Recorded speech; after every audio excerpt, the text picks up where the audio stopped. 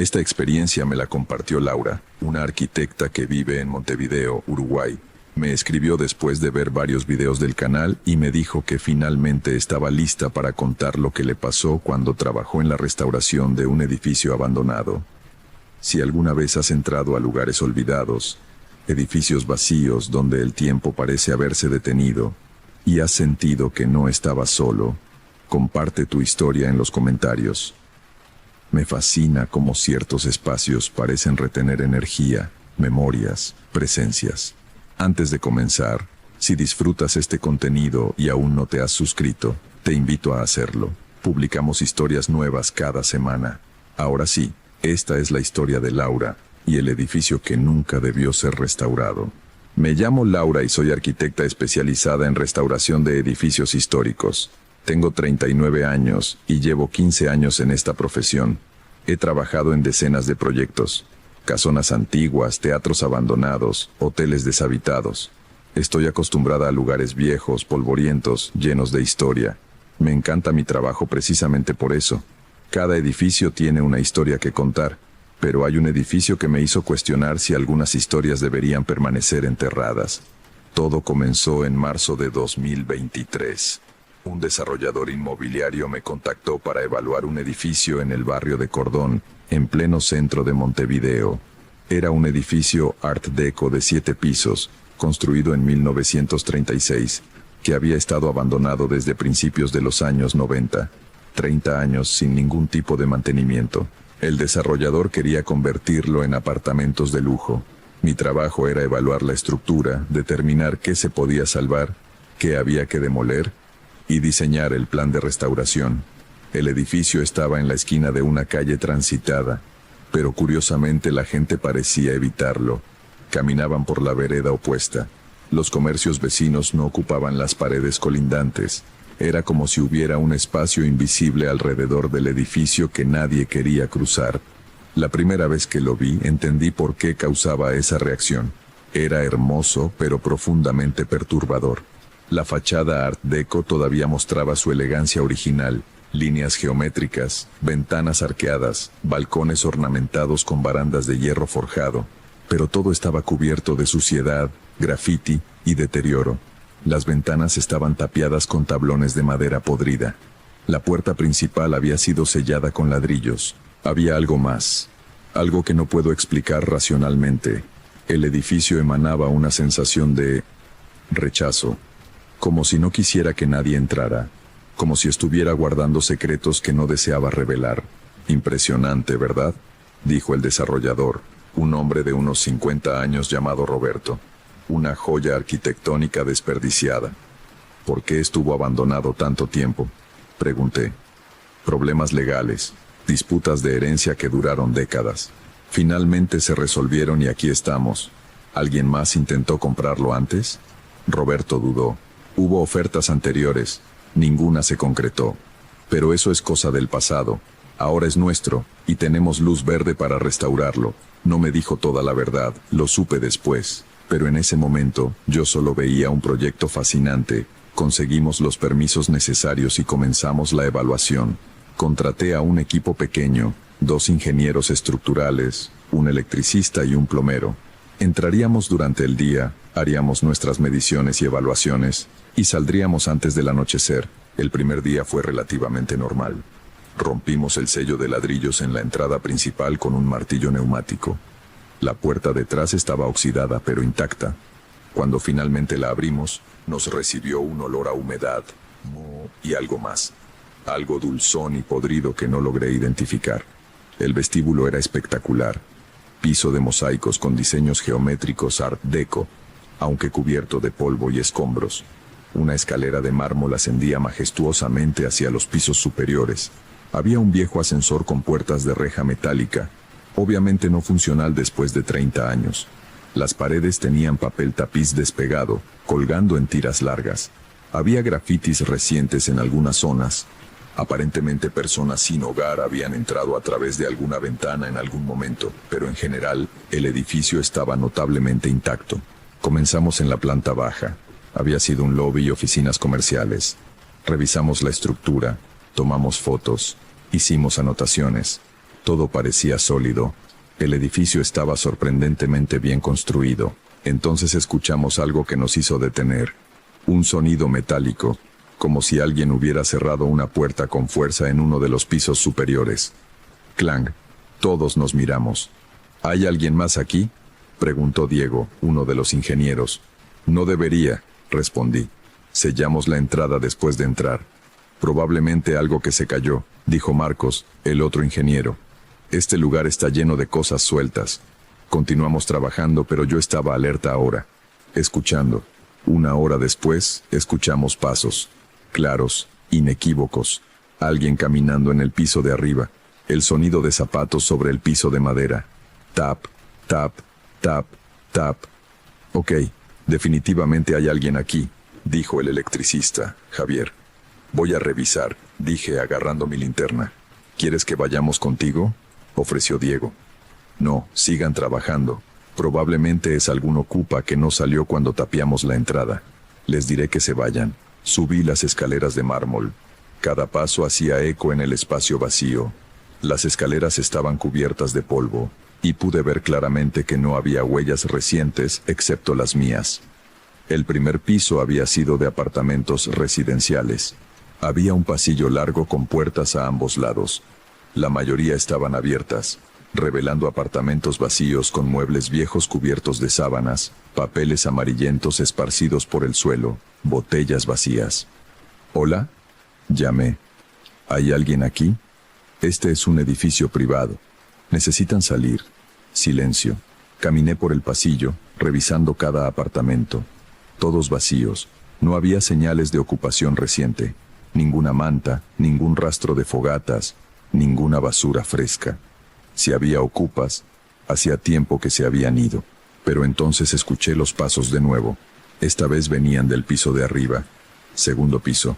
Tap, tap, tap, tap. Subí al segundo piso. Mismo diseño. Pasillo largo.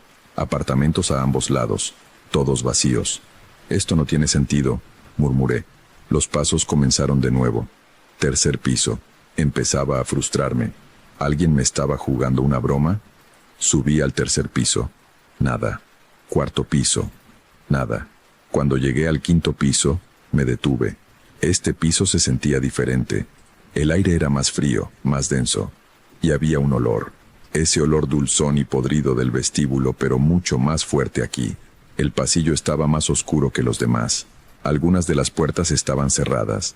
Caminé lentamente, alumbrando con mi linterna cada puerta. Entonces noté algo extraño. En una de las puertas, apartamento 5C, había algo tallado en la madera. Me acerqué para ver mejor. Eran palabras, talladas profundamente como con un cuchillo o un clavo. Decían, no entres. Y debajo, ella todavía está aquí. Un escalofrío me recorrió la espalda. Intenté girar la manija del apartamento 5C. Estaba cerrada con llave. Entonces escuché algo que hizo que mi corazón se detuviera. Una voz de mujer, cantando. Venía del interior del apartamento 5C. Era una canción de cuna, suave, melódica, pero había algo profundamente perturbador en ella. La melodía era correcta, pero el tono era vacío, sin emoción, como una grabación reproducida en loop. Duerme, duerme, mi niño, duerme sin temor. Mamá está aquí, mamá siempre estará aquí. ¿Hola?, dije tocando la puerta. ¿Hay alguien ahí dentro? La canción se detuvo abruptamente. Silencio. Mi nombre es Laura, soy arquitecta. Este edificio va a ser restaurado. Si hay alguien viviendo aquí, necesito que salgan. Puedo ayudarles a encontrar otro lugar. Más silencio. Y entonces, una voz. La misma voz que había estado cantando, pero ahora sonaba diferente, más cercana. Justo del otro lado de la puerta. ¿Vas a llevarme a mi bebé? Las palabras me helaron. No entiendo. ¿Qué bebé? No pueden llevarse a mi bebé. Es mío. Lo estoy cuidando. Lo estoy protegiendo.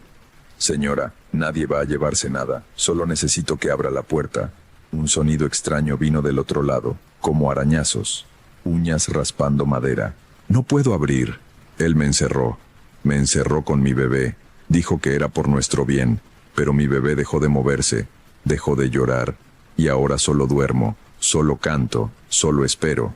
Mi mano temblaba en la manija. ¿Cuánto tiempo lleva ahí dentro? No lo sé. Mucho tiempo. Tanto tiempo. ¿Qué año es? 2023. Un sonido horrible vino del otro lado de la puerta. Un gemido, un sollozo, algo entre risa y llanto. Tanto tiempo sola con mi bebé. Retrocedí de la puerta. Algo estaba muy mal aquí. Necesitaba salir. Necesitaba traer ayuda. Corrí hacia las escaleras. Pero cuando llegué, vi algo que hizo que tropezara y cayera. Había una mujer parada al inicio de las escaleras. Era joven, quizás 25 años. Llevaba un vestido de los años 50, descolorido y sucio. Su cabello era largo y enmarañado, y en sus brazos sostenía algo envuelto en una manta vieja. Nos miramos fijamente. Sus ojos eran oscuros, hundidos, desesperados. ¿Vas a ayudarme?, susurró. Por favor, ayúdame a salir. Él me encerró hace tanto tiempo. ¿Quién? ¿Quién te encerró? Mi esposo. Dijo que yo estaba enferma, que el bebé estaba enfermo, que teníamos que quedarnos aquí hasta que nos curáramos. Pero nunca nos curamos. Y él nunca volvió. Di un paso hacia ella extendiendo mi mano. Puedo ayudarte. Ven conmigo, salgamos de aquí. Ella sonrió. Fue la sonrisa más triste que he visto en mi vida. No puedo salir. Intenté durante años, pero siempre vuelvo aquí. Siempre vuelvo al apartamento 5C. ¿Qué tienes en tus brazos? Ella miró hacia abajo, a la manta. Lentamente, apartó una esquina para mostrarme lo que sostenía. No era un bebé. Era un esqueleto pequeño. Un esqueleto de infante, envuelto cuidadosamente en la manta descolorida. Grité. No pude evitarlo. Y cuando grité, ella desapareció. Simplemente se desvaneció como humo. Bajé las escaleras a tropezones, casi cayéndome varias veces. Llegué a la planta baja donde mi equipo seguía trabajando. «Tenemos que irnos», grité. «Ahora». Ellos me miraron, alarmados por mi estado. «¿Qué pasó?» «¿Estás bien?» «No estoy bien. Hay algo muy malo en este edificio. En el 5º piso. Apartamento 5C. Necesitamos llamar a la policía». «Laura, cálmate. ¿Qué viste?» Les conté todo. La voz, la mujer, el esqueleto. Esperaba que pensaran que estaba loca. Pero Diego y Marcos intercambiaron una mirada significativa. «Tenemos que decirte algo», dijo Diego finalmente. «Mientras estabas arriba, encontramos esto». Me mostró un periódico viejo que habían encontrado entre los escombros. Estaba amarillento, quebradizo, fechado en julio de 1957. El titular decía: «Tragedia en edificio de Cordón, mujer y bebé encontrados muertos». Leí el artículo con manos temblorosas. Contaba la historia de una mujer joven, María Elena Suárez, de 24 años, que vivía en el apartamento 5C con su esposo y su bebé de 3 meses. El esposo, Roberto Suárez, había sido arrestado por homicidio. Según el artículo, Roberto sufría de trastorno delirante y se había convencido de que su esposa y su bebé estaban poseídos por demonios. Los encerró en el apartamento y se llevó la llave. Los vecinos escucharon gritos y llantos durante días, pero Roberto les dijo que estaban enfermos y necesitaban cuarentena. Cuando finalmente la policía entró, una semana después, encontraron a María Elena muerta de deshidratación y hambre. El bebé había muerto días antes. María Elena había seguido meciéndolo, cantándole, incluso después de que muriera. Roberto fue enviado a un hospital psiquiátrico donde murió años después. El apartamento 5C nunca fue alquilado nuevamente. Algunos decían que los vecinos escuchaban cantar durante las noches. Otros decían que veían una mujer joven mirando desde la ventana, sosteniendo algo en sus brazos. El edificio comenzó a vaciarse gradualmente. La gente no quería vivir ahí. Para 1990, el último inquilino se había ido, y el edificio quedó abandonado. «Tenemos que abrir ese apartamento», dije. «Tenemos que encontrar sus restos y darles un entierro apropiado». Llamamos a la policía. Vinieron con un equipo forense. Forzaron la puerta del apartamento 5C. Lo que encontraron confirmó la historia del periódico. En la habitación principal encontraron restos humanos. Un esqueleto adulto en la cama, acurrucado en posición fetal, y en sus brazos, los restos pequeños de un bebé. Habían estado ahí durante 66 años, olvidados, atrapados.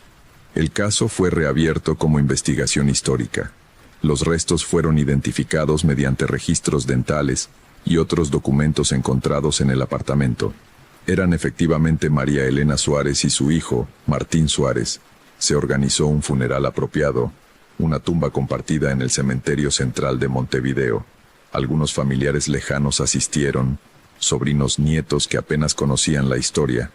Yo también fui. Sentí que tenía que hacerlo, que se lo debía a ella después de nuestro encuentro.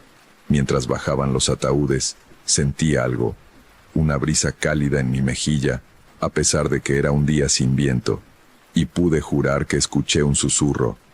Gracias. Después del funeral, el desarrollador decidió cancelar el proyecto. Dijo que era por razones financieras, pero yo sabía la verdad.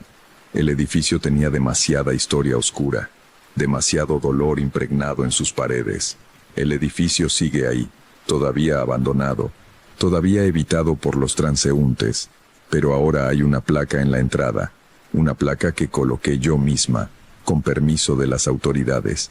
Dice, en memoria de María Elena Suárez, 1933-1957, y su hijo Martín, 1957. Que descansen en paz. A veces paso por ahí, y el edificio se siente diferente ahora, todavía abandonado, todavía deteriorado, pero ya no emana ese rechazo, ya no se siente embrujado, se siente en paz. O al menos eso es lo que me gusta pensar, porque la alternativa, que María Elena todavía esté ahí, todavía esperando, todavía cantándole a su bebé, es demasiado triste para contemplar. Desde entonces, he trabajado en muchos otros proyectos de restauración, pero siempre investigo la historia completa antes de comenzar, porque aprendí que los edificios no son solo estructuras de ladrillo y concreto, son contenedores de memoria, de vida, de muerte, de historias que a veces necesitan ser contadas para que las almas puedan finalmente descansar. Y algunas historias necesitan más que ser contadas, necesitan ser honradas, recordadas, respetadas. Esa es la verdadera restauración, no solo de edificios, sino de dignidad humana. Eso fue todo lo que Laura compartió conmigo. Me dijo que esa experiencia cambió completamente cómo aborda su trabajo ahora. Si alguna vez has trabajado en lugares con historia oscura, o si has vivido algo que te hizo creer que algunas presencias solo buscan paz, déjalo en los comentarios. Me encanta leer sus experiencias y perspectivas. Agradezco a todos los que han enviado sus historias, son las que hacen este canal posible. Si tienes algo que compartir, no dudes en escribirme. Cada historia merece ser escuchada. Que tengas una buena noche, y nos vemos en la siguiente historia.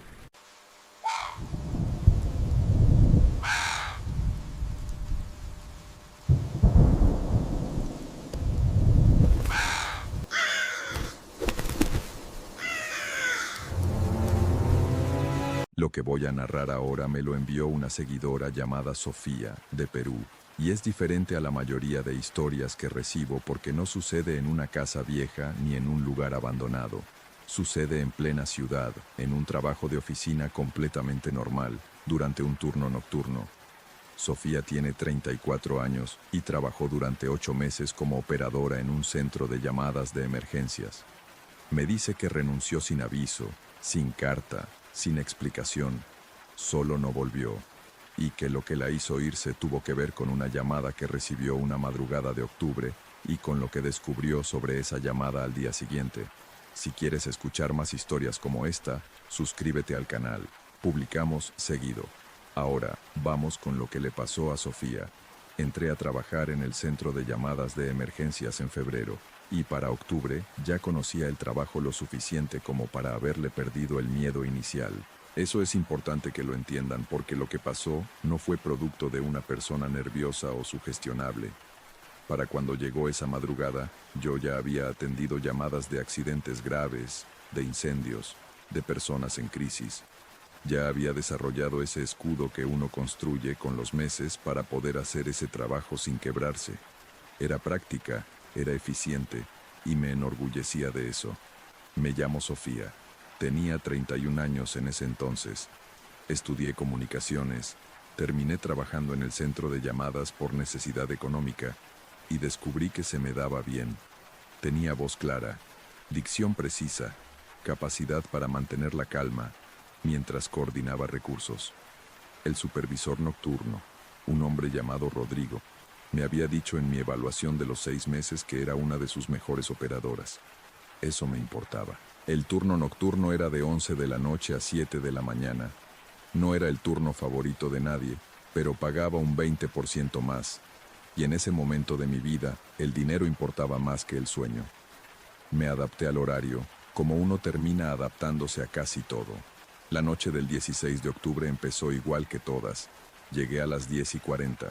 Recibí el turno de la operadora que salía. Revisé el tablero de recursos disponibles, me puse los audífonos y empecé. Las primeras horas fueron activas. Un accidente de tránsito cerca del centro. 2 llamadas de ruido excesivo que se resolvieron solos.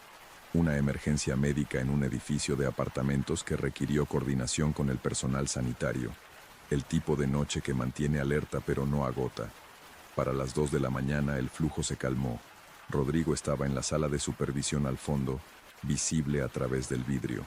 Los otros 2 operadores del turno, Javier y Paula, estaban en sus puestos con expresión de quienes llevan demasiadas horas frente a una pantalla. La sala tenía ese silencio particular de las madrugadas de trabajo. Luces blancas constantes, el suave zumbido de los equipos, el frío artificial del aire acondicionado que Rodrigo siempre ponía demasiado alto. A las 2:17 de la madrugada entró la llamada. No había nada inusual en cómo llegó. El tono en mi audífono, el número apareciendo en mi pantalla, la línea abriéndose. Todo normal. Centro de emergencias. ¿Cuál es su situación?, dije. Silencio. No un silencio de línea cortada, sino el silencio de alguien que está ahí, que está escuchando, que ha llamado, pero no habla. Eso pasa con cierta frecuencia, sobre todo en llamadas de crisis donde la persona necesita unos segundos antes de poder articular algo. Estoy aquí, dije, en el tono que usamos para esos casos, tranquilo y sin urgencia. Tómese el tiempo que necesite. Un momento. Luego, muy bajo, casi inaudible, una voz. Era una voz de mujer, o al menos eso fue lo que registré en ese primer instante, aunque en el segundo que siguió no estuve tan segura. Tenía algo en la textura que no terminaba de encajar en ninguna categoría clara. Era vieja, pero no frágil. Era suave, pero con algo debajo de la suavidad que era otra cosa completamente. Dijo 3 palabras. Ya te veo, nada más. Solo eso. Me quedé un segundo sin responder, lo que no era mi costumbre. El protocolo para llamadas silenciosas o incoherentes era claro. Mantener la línea, intentar obtener ubicación, no cortar hasta tener información suficiente para evaluar si era necesario enviar recursos. ¿Puede decirme dónde está?, pregunté, siguiendo el protocolo. Silencio. ¿Necesita ayuda? Silencio. Y luego la voz de nuevo, exactamente igual, exactamente las mismas 3 palabras. Ya te veo. Sentí algo en ese momento que no voy a dramatizar, pero que tampoco voy a minimizar. Una incomodidad física, un leve encogimiento en el estómago, la misma sensación que uno tiene cuando algo no encaja pero todavía no sabe qué es lo que falla. ¿Tiene alguna emergencia que reportar?, pregunté. La línea se cortó. Documenté la llamada en el sistema. Duración, hora, número de origen, contenido. Lo del número de origen fue lo primero que me llamó la atención al escribirlo, aunque en ese momento no lo procesé del todo. El número tenía un formato extraño, con más dígitos de los normales, que el sistema aceptó sin marcar error, pero que yo no reconocí como ningún prefijo regional que conociera. Le mencioné la llamada a Rodrigo durante la siguiente pausa. Rodrigo revisó el registro en su pantalla, frunció el ceño levemente y dijo que probablemente era una llamada equivocada o alguien en estado alterado que cortó antes de poder hablar.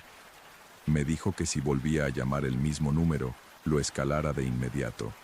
No volvió a llamar esa noche. Terminé el turno a las 7, tomé el autobús a casa, dormí hasta las 3 de la tarde como era mi costumbre, y al despertar, La llamada ya estaba en ese compartimento mental donde uno guarda las cosas raras del trabajo que no tienen explicación clara, pero tampoco requieren más atención. La guardé ahí y seguí con mi semana. 4 noches después, el 20 de octubre, volvió a llamar. Lo supe antes de que la llamada se conectara completamente, lo cual no tiene ningún sentido lógico, y sin embargo así fue. Algo en la manera en que el tono sonó en mi audífono, alguna diferencia imperceptible en la calidad del sonido, me hizo saber antes de ver el número en la pantalla que era la misma llamada. Vi el número. Era el mismo. El de los dígitos de más, el del formato que no reconocía. Centro de emergencias. ¿Cuál es su situación? Silencio. Esperé 10 segundos antes de hablar de nuevo. La sala a mi alrededor seguía igual. Javier y Paula en sus puestos, Rodrigo en la sala de supervisión al fondo, las luces blancas, el zumbido de los equipos. Estoy escuchando, dije. La voz llegó sin pausa esta vez, las mismas palabras, el mismo tono exacto, como si fuera una grabación. Ya te veo. ¿Quién habla? Pregunté, desviándome del protocolo. Silencio. ¿Cómo se llama? Silencio. Y luego algo diferente a las veces anteriores. Algo que me hizo quitar los audífonos instintivamente, el mismo gesto automático que uno hace cuando un sonido es demasiado fuerte. No fue un sonido fuerte, fue otra cosa. Un sonido que no debería existir en una llamada telefónica.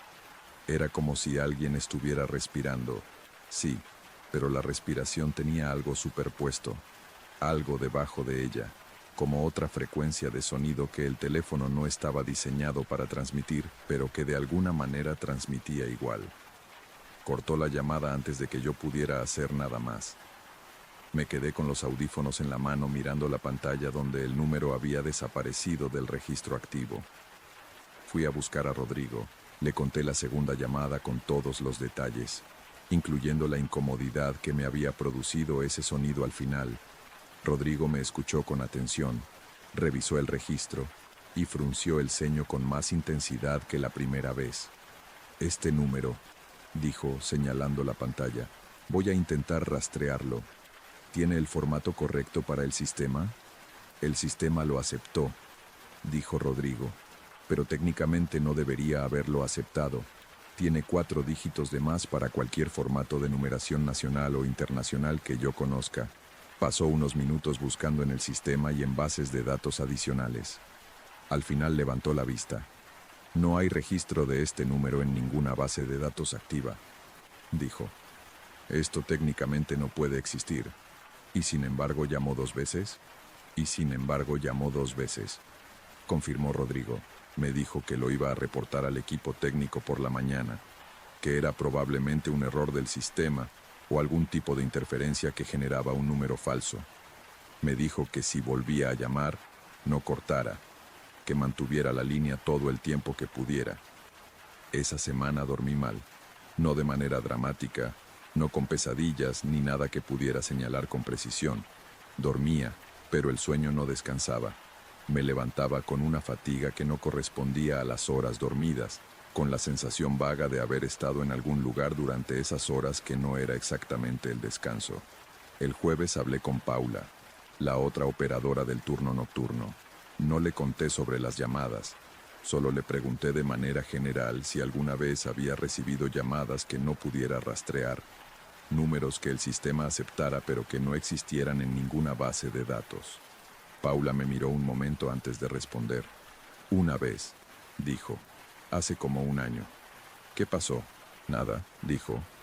El equipo técnico dijo que era un error del sistema y lo cerraron, pero la llamada era rara. ¿Qué tan rara? Paula dudó. La persona que llamó sabía mi nombre, dijo. No se lo di. Solo preguntó por mí. Preguntó, ¿está Paula? Y cuando dije que era yo, cortó. Me quedé en silencio procesando eso. ¿Y no pasó nada más? Pregunté. No, dijo Paula. Nunca más llamó. Pero tuve unos días raros después. Sensación de que alguien me miraba. Ese tipo de cosa. Se me pasó. No le pregunté más. La tercera llamada llegó el 25 de octubre, un martes, a la 1:48 de la madrugada.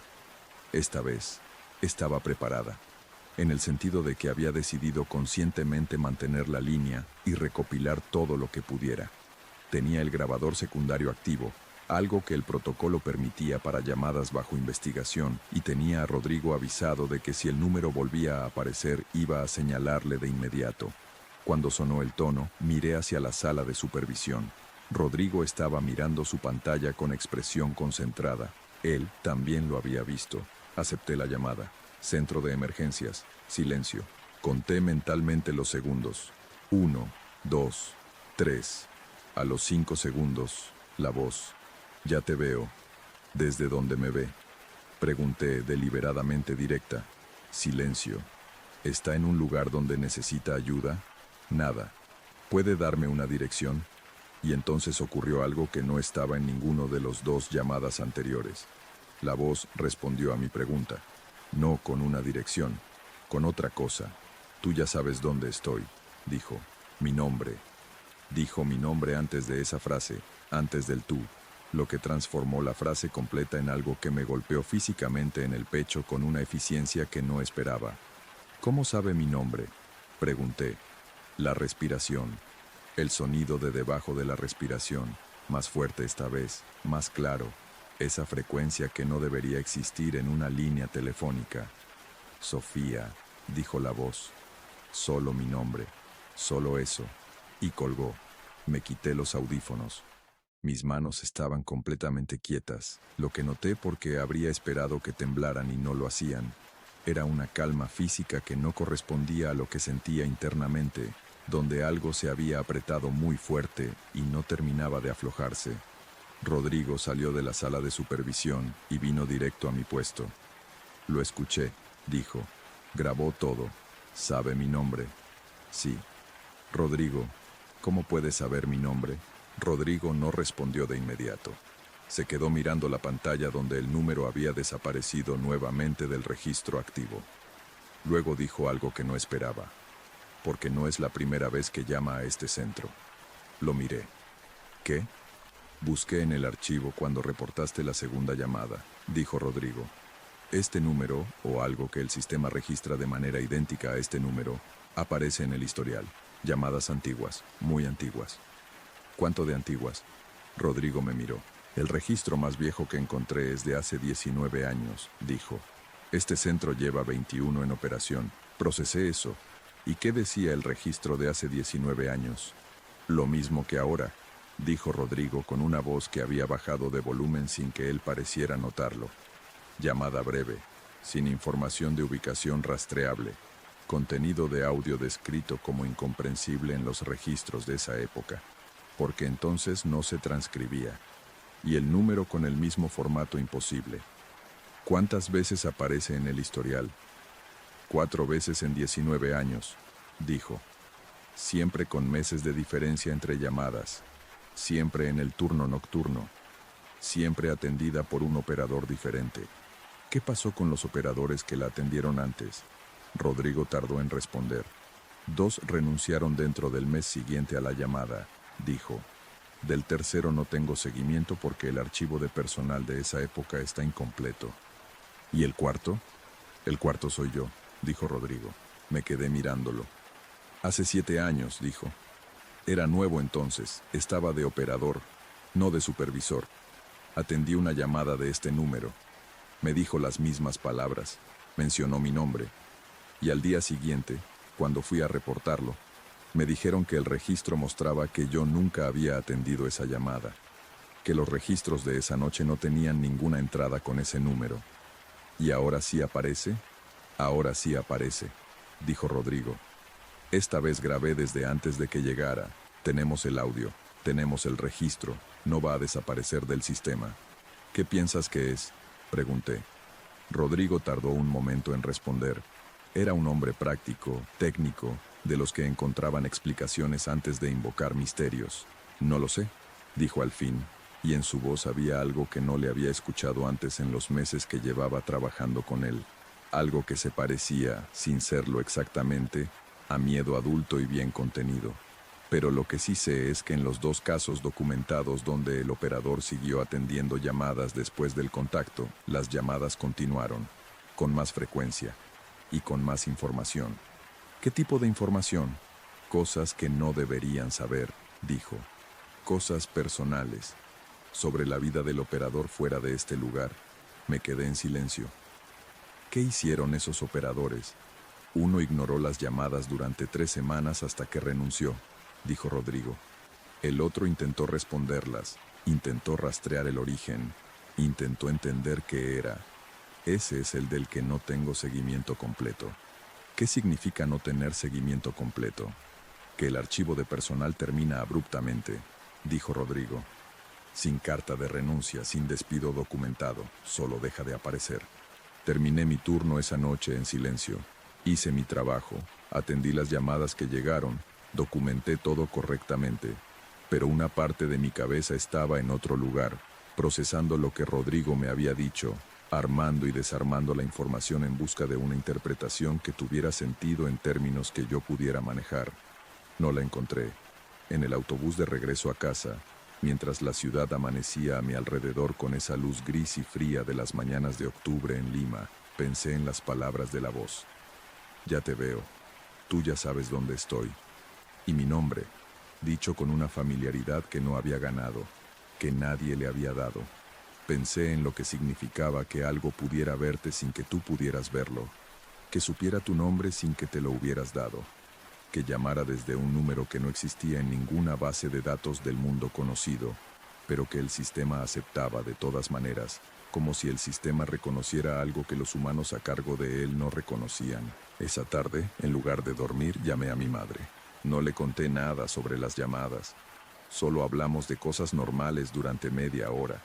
De mi hermano, de los planes para las fiestas de fin de año, de una película que mi madre había visto y quería recomendarme.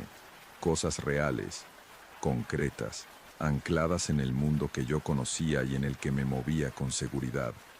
Cuando colgué me sentí algo mejor, pero esa noche, antes de salir para el turno, revisé el grupo de mensajes de los operadores del turno nocturno, donde a veces compartíamos avisos prácticos sobre el trabajo. Había un mensaje de Rodrigo enviado 2 horas antes. Decía: el equipo técnico revisó el audio de anoche. Dicen que hay un problema con la grabación, que hay una interferencia en las frecuencias que no pueden explicar y que el archivo está corrupto. No hay nada recuperable. Debajo de ese mensaje, enviado 1 hora después, había otro de Rodrigo. El registro de la llamada también desapareció del sistema. Me quedé mirando el teléfono durante un buen rato. Luego escribí un mensaje en el grupo que decía que esa noche no iba a poder ir al turno por motivos personales, que lo lamentaba, que avisaría sobre los días siguientes. Al día siguiente presenté mi renuncia por escrito, sin dar motivos detallados, invocando razones personales. El proceso de recursos humanos fue sin complicaciones. Mi supervisor de recursos humanos, que no era Rodrigo sino una persona del turno diurno, me deseó suerte y me dijo que había sido una buena empleada. Nunca volví. Han pasado 3 años. Trabajo ahora en una empresa de telecomunicaciones. Turno diurno, sin atención de emergencias, sin llamadas de números imposibles. Duermo de noche. Mi vida es completamente normal en todos los sentidos verificables. Pero hay algo que no he podido resolver, que vive en algún rincón del pensamiento al que de vez en cuando me asomo sin querer y del que me alejo rápido. Si la voz dijo, ya te veo, y si lo que dijo es verdad, entonces no importa que yo haya cambiado de trabajo. No importa que haya dejado de atender esas llamadas. Porque lo que ve no ve a la operadora de turno, ve a Sofía. Y Sofía sigue siendo yo, en cualquier trabajo, en cualquier turno, en cualquier lugar donde esté. No sé qué es lo que llamó esas noches de octubre. No sé desde dónde llamaba, ni cómo tenía mi nombre, ni por qué elige a ciertas personas y no a otras, ni qué habría pasado si hubiera seguido atendiendo sus llamadas. Hay cosas para las que no tengo respuesta, y he aprendido a vivir con eso. Lo que sí tengo es una regla, simple y absoluta, que aplico en mi vida sin excepción desde aquella madrugada. Si algo que no debería saber tu nombre lo dice, no confirmes que lo oíste. No respondas, no dejes que sepa que llegó. Fin del testimonio de Sofía. Me escribió que Rodrigo también renunció pocas semanas después de que ella se fuera, aunque no le dio detalles de por qué. Dice que no han vuelto a hablar desde entonces, y que prefiere que así siga. Hay experiencias que uno comparte mejor con extraños que con quienes las vivieron al lado, porque el extraño puede escuchar sin cargar el peso de haberlo vivido también. Si tienes una historia que llevas guardada, ya sea de trabajo, de infancia, de un lugar o de una persona que nunca pudiste explicar, escríbeme. Me encanta recibirlas. Y si estás llegando al canal por primera vez, hay muchas más historias esperando. Cuídate mucho esta noche.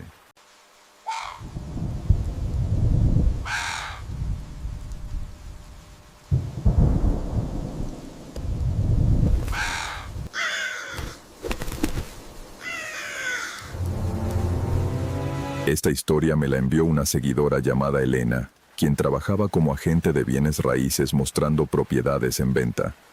Lo que descubrió en el sótano de una mansión victoriana la hizo renunciar a su profesión y mudarse de estado. Si has trabajado en casas vacías y has sentido que no estabas tan solo como creías, déjamelo saber en los comentarios. Ahora, esta es la experiencia de Elena con algo que llevaba más de un siglo esperando en la oscuridad.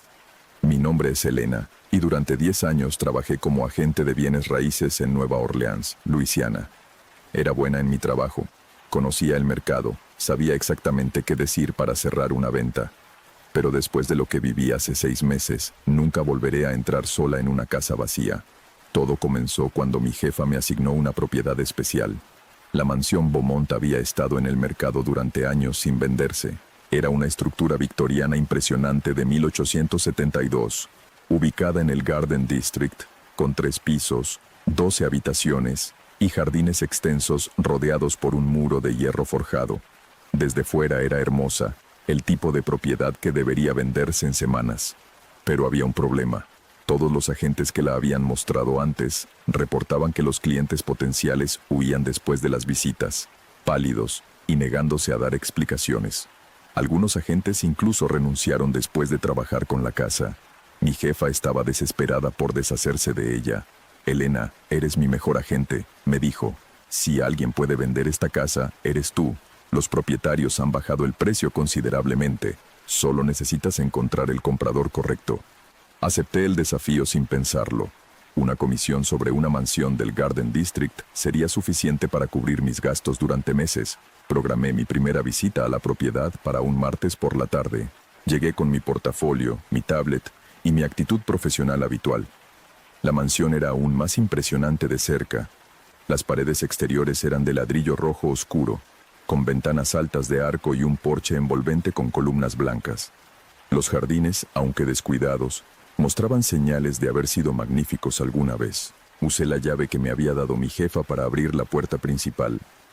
Esta se abrió con un chirrido que resonó en el vestíbulo vacío. El interior olía a cerrado, a polvo y humedad, pero nada inusual para una casa que había estado desocupada durante meses. El vestíbulo tenía techos altos con molduras ornamentadas, una escalera curva de caoba que subía al segundo piso, y candelabros de cristal cubiertos de polvo. Los pisos eran de madera noble, manchados por el tiempo pero aún hermosos. Con algunas renovaciones menores, esta casa podría ser espectacular. Pasé la primera hora explorando y tomando fotografías para el listado actualizado. La planta baja tenía una sala formal, un comedor capaz de sentar a 20 personas, una biblioteca con estantes empotrados del piso al techo, y una cocina que necesitaba ser completamente remodelada. El segundo piso tenía 6 dormitorios, cada uno con su propio baño. Estaban vacíos excepto por algunos muebles cubiertos con sábanas polvorientas. Las ventanas dejaban entrar luz filtrada a través de cortinas pesadas que probablemente no habían sido abiertas en años. El tercer piso era un ático convertido en lo que parecía haber sido cuartos de servicio en el pasado. Habitaciones pequeñas, techos inclinados, ventanas diminutas. Nada particularmente interesante desde el punto de vista de ventas. Fue cuando bajé de regreso al primer piso que noté algo que había pasado por alto antes. En el pasillo trasero, detrás de la cocina, había una puerta de madera pintada del mismo color que las paredes, casi camuflada. La abrí y encontré escaleras descendiendo hacia la oscuridad. El sótano. Por alguna razón, no estaba en los planos que había revisado. Busqué un interruptor de luz en la pared superior de las escaleras. Lo encontré y lo accioné, pero nada pasó. Las bombillas debían estar fundidas, o simplemente no había electricidad conectada en esa sección. Saqué mi celular y usé la linterna. Los escalones de madera crujían bajo mi peso mientras bajaba. El aire se volvía más frío con cada paso, y el olor cambiaba de simple humedad a algo más orgánico, casi dulzón, como flores podridas. El sótano era más grande de lo que esperaba, extendiéndose bajo toda la huella de la casa. El techo era bajo, con vigas de madera oscurecidas por más de un siglo de humedad. Las paredes eran de piedra, sudando con condensación, y a lo largo de las paredes había cosas. Estanterías llenas de frascos de vidrio cubiertos de polvo. Me acerqué para examinarlos más de cerca. Contenían líquidos turbios, raíces preservadas, y en algunos casos cosas que preferí no identificar. Había también libros antiguos apilados en cajas, sus páginas amarillentas y quebradizas. En la pared del fondo había algo que me hizo detenerme. Símbolos pintados directamente sobre la piedra con lo que parecía ser pintura roja oscura, aunque algo en mi instinto me decía que probablemente no era pintura. Los símbolos formaban un círculo grande, de aproximadamente 3 metros de diámetro, con diseños geométricos complejos en su interior. En el centro exacto del círculo había una silla, antigua, de madera tallada, con reposabrazos que terminaban en cabezas de animales grotescos, y atada a la silla con cuerdas podridas que se desintegraban al tacto, había ropa, un vestido victoriano, completo con corsé, enaguas, todo preservado de forma extraña, como si acabara de ser quitado del cuerpo de alguien. Esto era definitivamente algo que tendría que ser removido antes de mostrar la casa a cualquier cliente potencial. Tomé fotografías como evidencia para reportar a mi jefa. Necesitaríamos contratar un equipo de limpieza especializado para deshacernos de todo esto. Mientras fotografiaba, noté algo más. En el suelo alrededor de la silla había marcas de cera de vela, docenas de círculos donde velas habían sido colocadas y quemadas hasta consumirse completamente. Y en la pared, detrás de la silla, alguien había tallado palabras en la piedra. Me acerqué para leerlas. Estaban en francés antiguo, pero mi educación en Nueva Orleans me permitió descifrar el significado básico. Aquí yace la que comerció con sombras, que su pacto permanezca sellado por toda la eternidad, que nunca encuentre liberación. Un escalofrío me recorrió. ¿Qué tipo de lugar era este? Claramente había sido usado para algún tipo de ritual, probablemente en el siglo XIX cuando la casa fue construida. Nueva Orleans tenía una larga historia de vudú, hechicería y prácticas ocultas. No era inusual encontrar artefactos de ese pasado, pero esto se sentía diferente, más oscuro, más deliberado. Decidí que era suficiente por un día. Subiría, llamaría a mi jefa y recomendaría una limpieza completa del sótano antes de cualquier visita. Mientras me giraba para irme, mi linterna parpadeó. Se apagó por un segundo, luego volvió a encenderse. Pero en ese segundo de oscuridad, juro que escuché algo. Una respiración, lenta, profunda, como si alguien estuviera aspirando aire después de haber estado conteniendo el aliento durante mucho tiempo. ¿Hay alguien aquí?, llamé, mi voz sonando más aguda de lo que quería. No hubo respuesta, solo el silencio pesado del sótano y el sonido de mi propia respiración acelerada. Subí las escaleras más rápido de lo que había bajado. Salí del sótano y cerré la puerta con fuerza. De pie en el pasillo brillantemente iluminado de la cocina, intenté calmarme. Solo había sido mi imaginación, alimentada por el ambiente inquietante y los artefactos extraños. Pero entonces lo escuché nuevamente. No desde el sótano esta vez, sino desde arriba. El sonido de pasos en el segundo piso, lentos, deliberados, moviéndose de habitación en habitación. ¿Hola? Llamé hacia las escaleras. ¿Hay alguien arriba? Esta es propiedad privada. Los pasos se detuvieron. El silencio que siguió fue de alguna manera peor que el sonido. Me quedé allí, en el pasillo, debatiendo qué hacer. Podía ser un vagabundo que había encontrado forma de entrar. Debería llamar a la policía. Pero entonces escuché una voz de mujer, suave, casi musical, cantando algo en francés. La melodía era antigua, melancólica. El tipo de canción que te hace sentir una tristeza profunda sin entender por qué. Contra mi mejor juicio, subí las escaleras. Profesionalmente, necesitaba asegurarme de que no hubiera intrusos en la propiedad. Personalmente, algo en esa voz me atraía. Me llamaba de una forma que no podía explicar. El canto venía de la habitación principal en el segundo piso. La puerta estaba entreabierta y a través del espacio podía ver movimiento. Una sombra moviéndose contra la luz que entraba por las ventanas. Empujé la puerta completamente abierta. La habitación estaba vacía, completamente vacía, sin muebles, sin personas, nada excepto polvo bailando en los rayos de sol de la tarde. Pero había sentido una presencia, había visto movimiento, y ahora, en el aire, flotaba un aroma, perfume, dulce, floral, antiguo. Quienquiera que esté aquí tiene que irse ahora, dije con toda la firmeza que pude reunir. Voy a llamar a la policía. La risa que respondió no vino de ninguna dirección específica. Parecía emanar de las paredes mismas. Era risa de mujer, pero no había humor en ella, solo amargura y algo más oscuro. «Esta es mi casa», dijo la voz, ahora hablando en inglés con un acento francés marcado. «Ha sido mi casa durante 152 años. Tú eres la intrusa». Me giré en círculo buscando la fuente de la voz. «¿Dónde estás? Muéstrate». «¿Estás segura de que quieres verme, pequeña agente de bienes raíces? La mayoría huye antes de llegar a este punto. Tú eres más valiente, o más tonta. El tiempo lo dirá». En el espejo empolvado que colgaba en una pared, algo comenzó a materializarse. Al principio era solo una mancha en la superficie del vidrio, como aliento condensado, pero gradualmente tomó forma. La silueta de una mujer vestida con ropa victoriana, su rostro oculto detrás de un velo negro.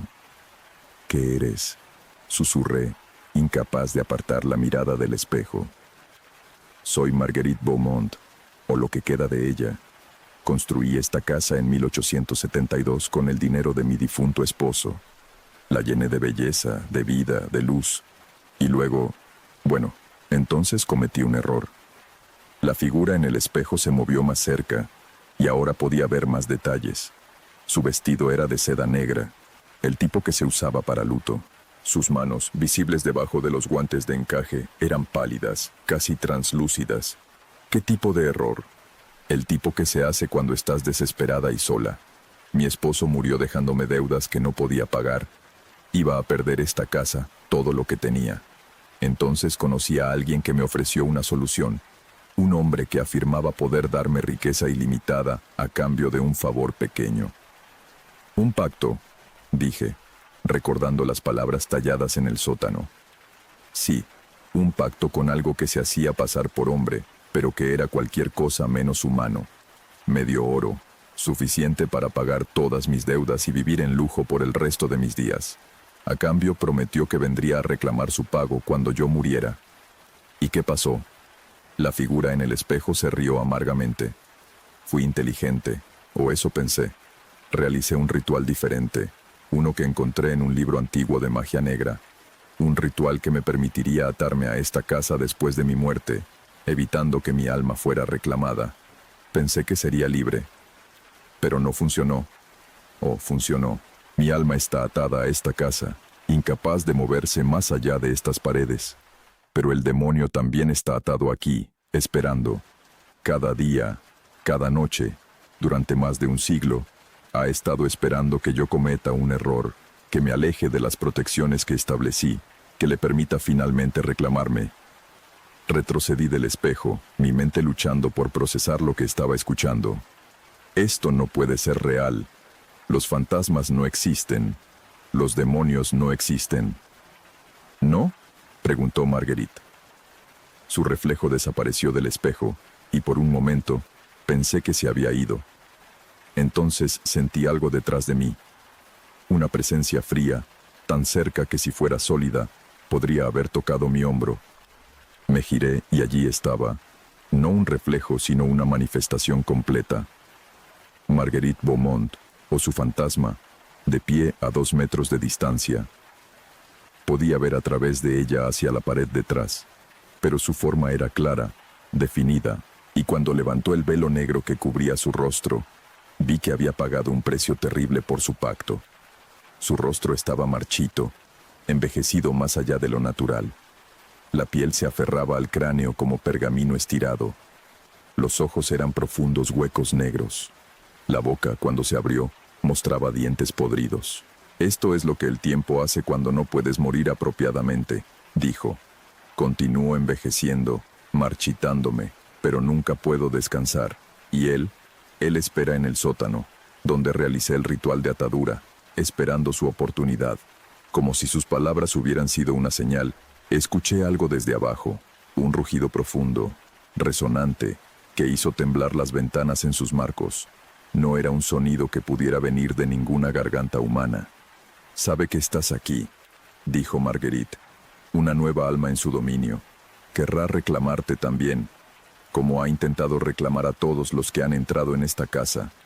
«Entonces me voy», dije, moviéndome hacia la puerta. «Me voy y nunca regreso». «Ojalá fuera tan simple», respondió Marguerite tristemente. «Pero has estado en el sótano, has visto el círculo, has roto el sello sin saberlo cuando tomaste fotografías. La luz de tu dispositivo, el flash, interrumpió las protecciones. Ahora él está más fuerte de lo que ha estado en décadas». Como para confirmar sus palabras, escuché pasos subiendo desde el sótano. Pero no eran pasos normales, sonaban pesados, arrastrándose, como si algo masivo estuviera ascendiendo las escaleras. Y con cada paso, la temperatura de la casa bajaba. Mi aliento se volvió visible. La escarcha comenzó a formarse en los bordes de las ventanas, dibujando patrones imposibles. Las sombras en las esquinas de la habitación se profundizaron, se hicieron más densas, como si estuvieran cobrando sustancia propia. «Escóndete», susurró Marguerite, su forma ya desvaneciéndose. «No lo mires directamente, no hables con él, y sobre todo, no aceptes ninguna oferta que haga». Se disolvió completamente, dejándome sola justo cuando algo llegó al segundo piso. Podía oírlo en el pasillo, moviéndose con propósito deliberado. Busqué desesperadamente un escondite. Había un armario empotrado en la pared. Me lancé dentro, cerrando la puerta sin hacer ruido, dejando solo una rendija pequeña para poder ver. A través de esa rendija vi algo entrar en la habitación. Y ojalá nunca lo hubiera visto. Era vagamente humanoide en forma, pero completamente incorrecto en todos sus detalles. Alto, demasiado alto para pasar por puertas normales sin agacharse. Su piel era como cuero oscuro, agrietado, con luz roja brillando desde las fisuras. Los cuernos que salían de su cabeza eran retorcidos, como ramas muertas, y sus ojos ardían con fuego que no daba luz, solo oscuridad. Se movió por la habitación, olisqueando el aire. Cuando habló, su voz era múltiple, como si cientos de personas hablaran al unísono en diferentes tonos. Nueva alma, joven, sin marcar, deliciosa. Se detuvo, girando su cabeza de forma que ninguna articulación humana permitiría. Miraba directamente hacia el armario donde me escondía. ¿Crees que no puedo olerte? ¿Sentir el terror bombeando a través de tus venas? Sal, hablemos. Contuve la respiración, sin moverme. Recordé la advertencia de Marguerite. No mirar, no hablar. La criatura se acercó al armario. Podía ver sus garras, 5 dedos que terminaban en uñas negras afiladas, alcanzando la puerta. Lentamente, comenzó a abrirla. En ese momento, Marguerite se materializó nuevamente, colocándose entre la criatura y el armario. «Ella está bajo mi protección», dijo con voz firme a pesar de su forma etérea. «Esta es mi casa. Tú no tienes reclamación sobre ella». La criatura se rió, un sonido como metal raspando piedra. «Tu casa sí, pero yo tengo reclamación sobre ti, Marguerite. Y eventualmente cometerás un error. Siempre lo hacen. Y cuando lo hagas, no solo tu alma será mía, sino también la de cualquiera a quien intentes proteger». «Hoy no», respondió Marguerite. Levantó sus manos translúcidas y comenzó a cantar en latín. Las palabras resonaron con poder, haciendo que el aire vibrara. Los símbolos que había visto en el sótano comenzaron a brillar débilmente en las paredes de la habitación, apareciendo como si siempre hubieran estado allí, solo invisibles hasta ahora. La criatura rugió con furia, pero retrocedió. Las protecciones de Marguerite, débiles como pudieran ser, todavía tenían algún poder. «Esto no ha terminado», prometió el demonio mientras se retiraba hacia el pasillo. «Volveré, y la próxima vez, ninguna de ustedes podrá detenerme». Descendió las escaleras, y escuché la puerta del sótano abrirse y cerrarse. El frío en el aire comenzó a disiparse gradualmente. Salí del armario temblando, apenas capaz de mantenerme de pie. Marguerite flotaba frente a mí, su forma parpadeando débilmente. Debes irte, dijo, ahora, y nunca regreses. Esta casa nunca debe ser vendida, nunca debe ser habitada. Debe permanecer vacía hasta que encuentre una forma de terminar esto permanentemente. ¿Por qué me ayudaste?, pregunté. ¿No me conoces? Porque he visto demasiadas almas ser tomadas por él a lo largo de los años. Agentes inmobiliarios, clientes potenciales, personas que simplemente se perdieron y buscaban refugio. Todos ellos, todos sufrieron porque yo fui demasiado cobarde para enfrentar mi destino hace más de un siglo. Tiene que haber una forma de liberarte, de liberar a ambas de esto. Marguerite sonrió tristemente. Hay una forma. El pacto puede romperse solo si alguien voluntariamente toma mi lugar, si alguien acepta el trato que yo hice, asumiendo mi deuda. Pero nunca pediría tal cosa. La condena que he vivido, no se la desearía a nadie. Bajé las escaleras con Marguerite flotando detrás de mí. En la puerta principal, me detuve. ¿Cuánto tiempo más puedes resistir?, pregunté. No lo sé. Décadas tal vez, o tal vez solo días. Las protecciones se debilitan cada año, y cada vez que alguien entra en esta casa, lo despierta nuevamente, lo hace más fuerte. Salí de la mansión Beaumont y nunca miré atrás. Manejé directamente a la oficina de mi jefa y renuncié en el acto. Le dije que la casa no debía ser vendida bajo ninguna circunstancia, que debía ser condenada y demolida. Por supuesto no me creyó. Pensó que estaba exagerando por razones dramáticas. Asignó la casa a otro agente. Una semana después, ese agente desapareció.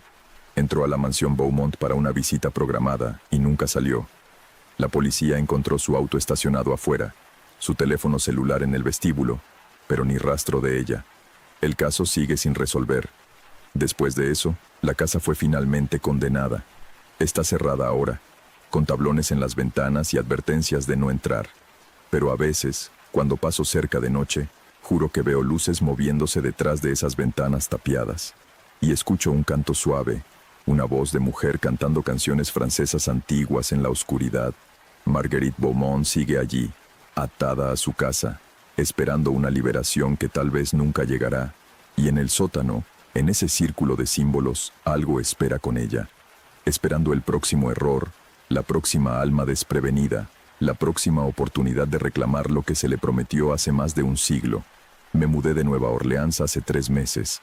Ya no trabajo en bienes raíces. Ahora enseño en una escuela primaria, rodeada de niños inocentes y días estructurados. Es simple, es seguro, pero a veces, cuando cierro los ojos, todavía veo ese rostro marchito detrás del velo. Todavía escucho esa voz prometiendo protegerme, y me pregunto cuánto tiempo más Marguerite podrá mantener su vigilia antes de que el demonio finalmente gane. Y me pregunto si alguna vez habrá paz para ella, o si su castigo será verdaderamente eterno. Así concluye la experiencia de Elena.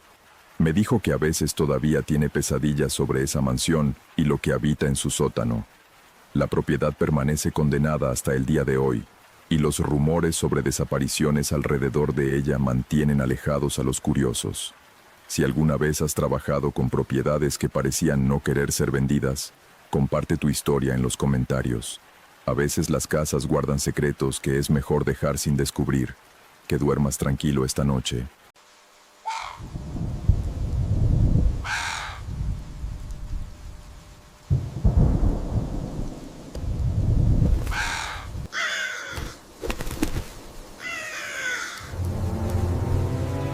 Esta historia me llegó de una seguidora en Chile llamada Sofía, lo que experimentó hace 4 años con una muñeca antigua que compró en un mercado de pulgas la llevó a buscar ayuda de personas que entienden de objetos malditos.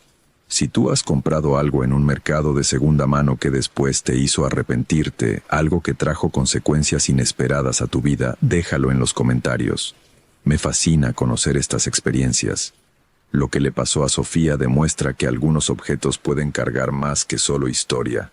Pueden cargar algo mucho más oscuro y peligroso. Mi nombre es Sofía, tengo 42 años y vivo en Valparaíso, Chile.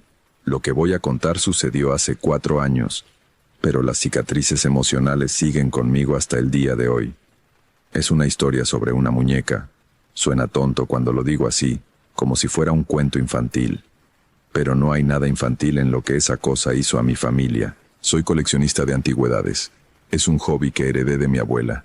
Me encanta recorrer mercados de pulgas, ferias de antigüedades, tiendas de segunda mano.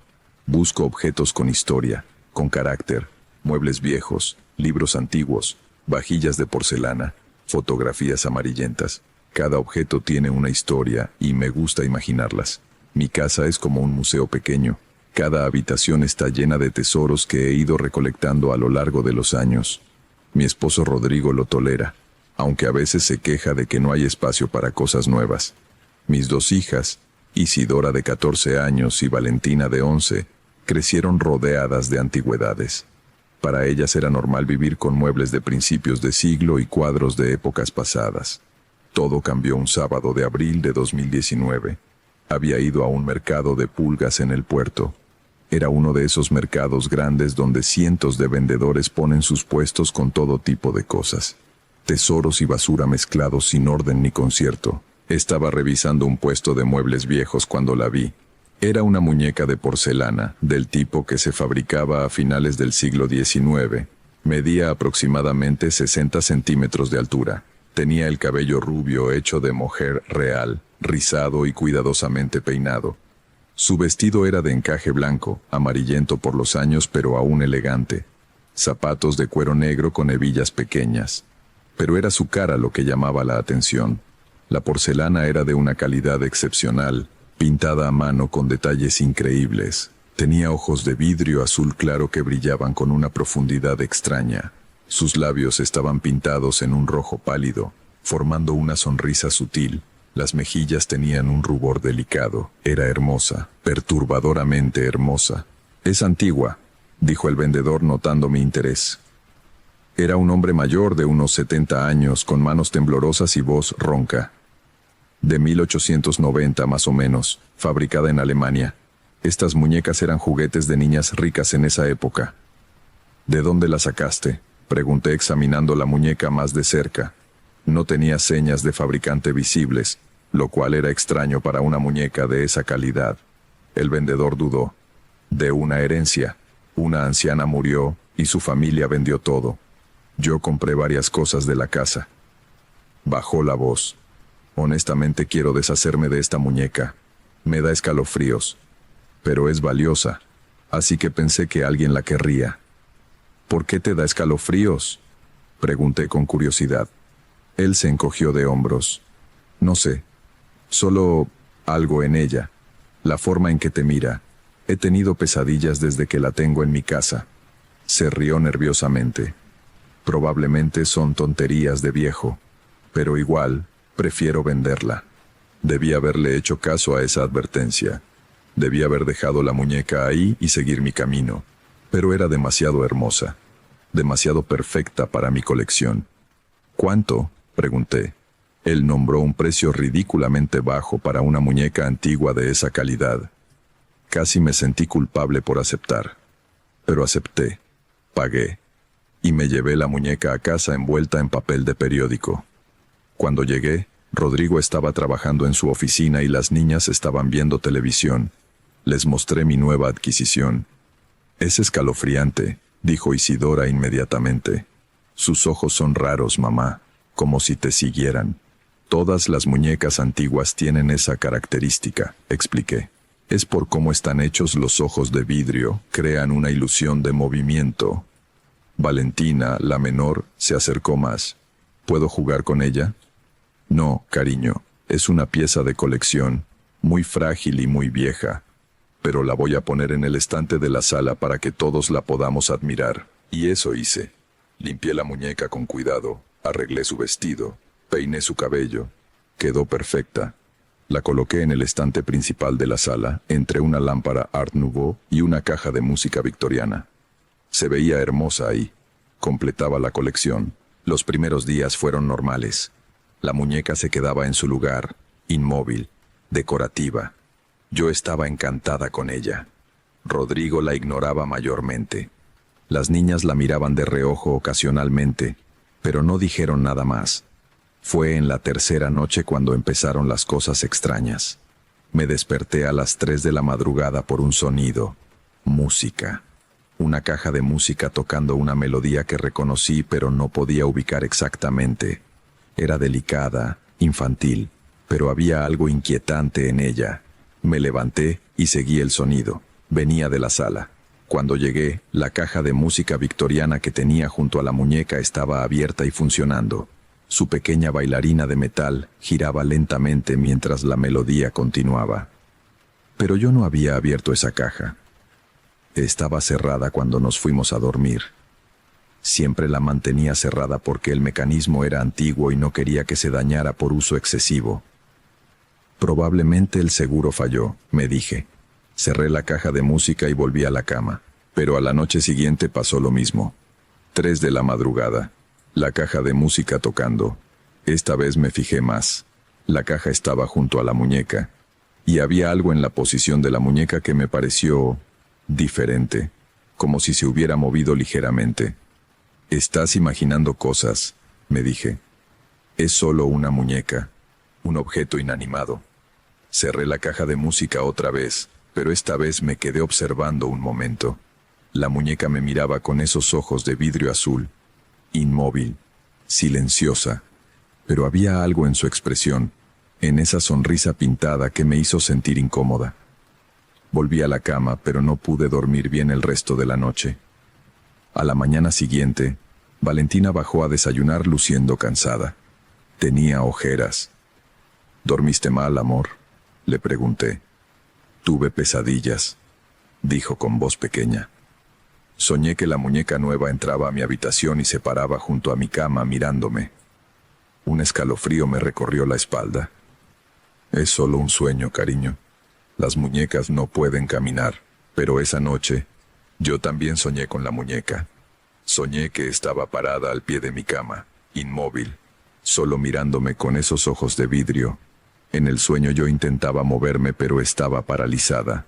Solo podía mirar mientras la muñeca lentamente, muy lentamente, inclinaba su cabeza hacia un lado, como estudiándome. Me desperté sudando, con el corazón acelerado. Eran las 3 de la madrugada, y desde la sala, escuchaba la caja de música tocando otra vez. Esta vez no fui a cerrarla. Me quedé en la cama, escuchando esa melodía inquietante hasta que finalmente se detuvo. Por la mañana le conté a Rodrigo sobre las pesadillas y la caja de música. «Probablemente necesita reparación», dijo pragmáticamente. «Y las pesadillas son solo tu cerebro procesando tu preocupación por la caja. No le des más importancia». Quise creerle, pero esa tarde, cuando llegué del trabajo, algo estaba definitivamente diferente. La muñeca se había movido. Ya no estaba en el estante donde la había puesto.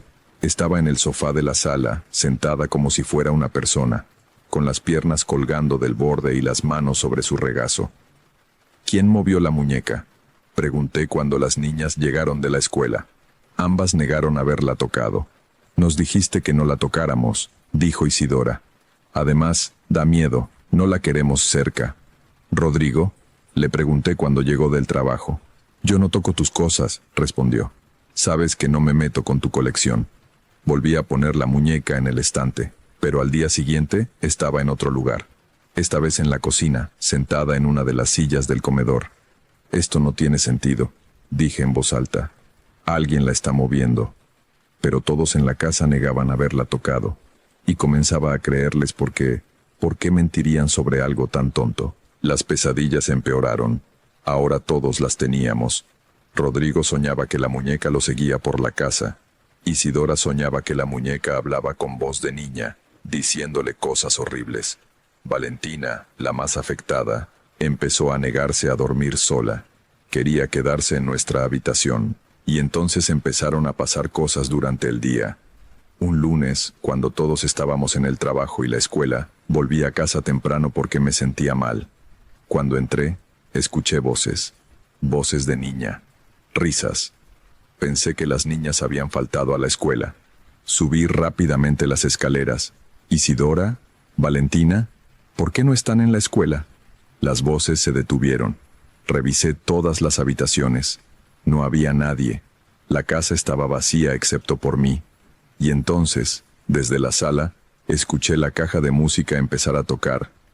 A pleno día, Sin razón, bajé las escaleras despacio, con el corazón latiendo fuerte. La muñeca estaba en el sofá otra vez, en la misma posición sentada, y la caja de música tocaba.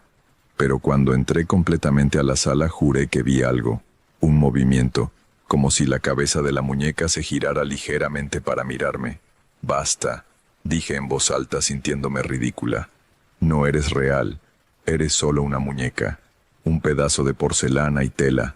Pero cuando me acerqué para guardar la muñeca, para ponerla en una caja y sacarla de la casa, sentí algo, una resistencia, como si el aire mismo me empujara hacia atrás, y un olor dulzón y podrido que no había estado ahí antes.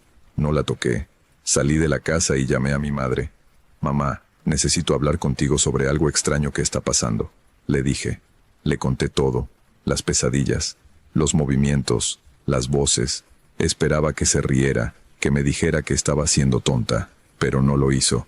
Se quedó en silencio un largo momento. «Sofía», dijo finalmente con voz seria, «¿de dónde sacaste esa muñeca?» «De un mercado de pulgas». «¿Por qué?» «Cuando tu abuela coleccionaba antigüedades, siempre decía que había que tener cuidado con objetos muy personales. Cosas como muñecas, que fueron amadas intensamente por niños.